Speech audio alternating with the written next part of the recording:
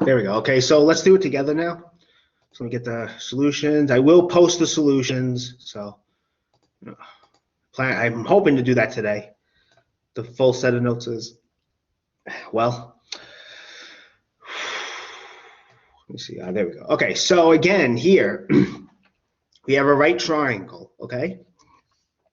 You know, these are just like problems in the textbook. So again, I did post some practice questions from the textbook on Blackboard. If you can't find them, let me know. And even if you don't have any questions about in-class material directly, but you want to work on some problems, you can always see me during office hours. More than happy to do that. Or you can even just email me. So for this one, right?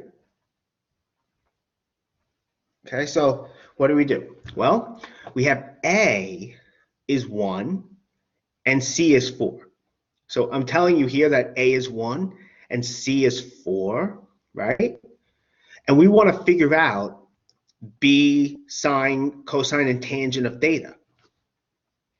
Well, how can you get B? Well, we would use Pythagorean's theorem. And how do we know we can use that? Well, because again, it's a right triangle.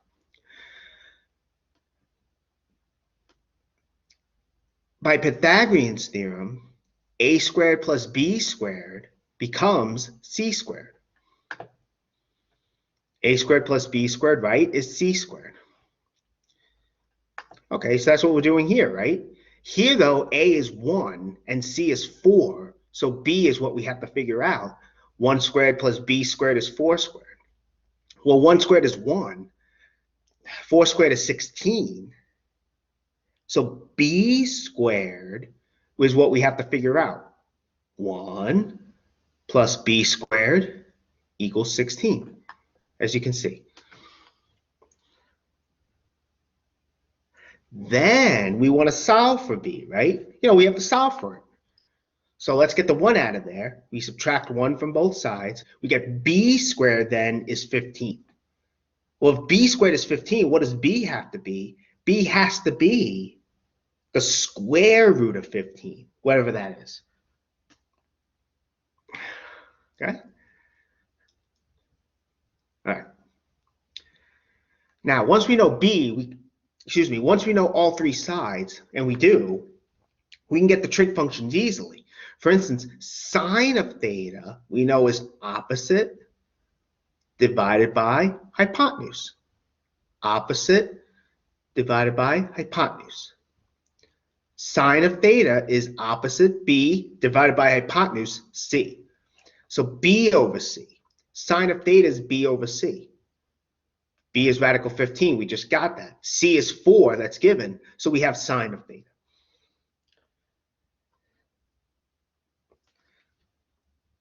Awesome. Cosine of theta, right? Well, remember, that's adjacent over hypotenuse. Adjacent over hypotenuse. So A over C. A we know is 1, C is 4, so cosine of theta is a 4th.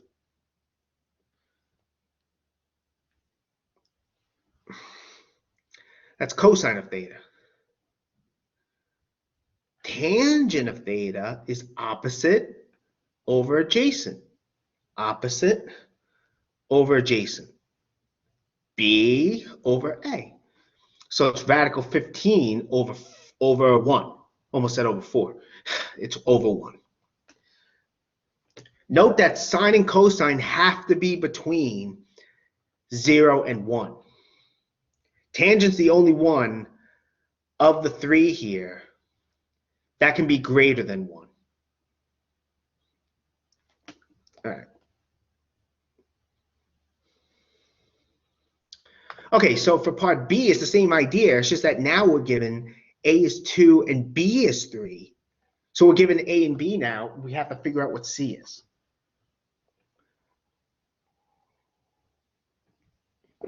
But again, it's Pythagorean's theorem, right? We have A squared plus B squared is C squared. A squared plus B squared is C squared.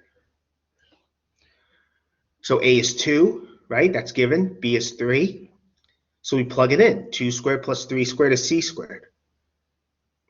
Well, 2 squared we know is 4. 3 squared is 9. So the left-hand side is 13. So we have 13 equals c squared. And I just rewrote that over here. I just interchanged both sides of the equation. Okay. So c squared is 13. Then we get c is the square root of 13. So now we know what c is. Good. So now that we know all three sides, we can get the trig functions easily, right? It's just like part A, you know, sine of theta is opposite b over c. So in this case, b is 3. C we got is radical 13. Sine of theta then is 3 over radical 13. Excuse me, 3 over the square root of 13. It's a little bit better to say that. Cosine of theta, same thing as A. Adjacent over hypotenuse.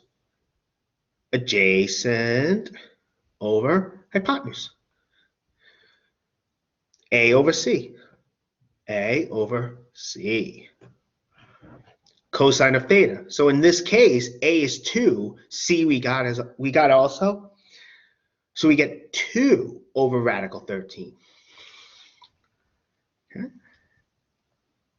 And finally, tangent of A is B over A, right? Opposite over adjacent. So in this case, in this case, B over A. So B is 3, A is 2. So in this case, tangent of theta is 3 over 2. All right. Any questions on this?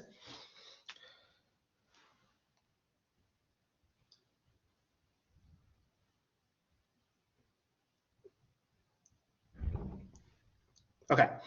So for the last one, I want everyone to try that as well. What I sent you does have a typo, and I am sorry about that. Let me share the PDF. It should, on the last problem, secant of theta should be 7 over 4.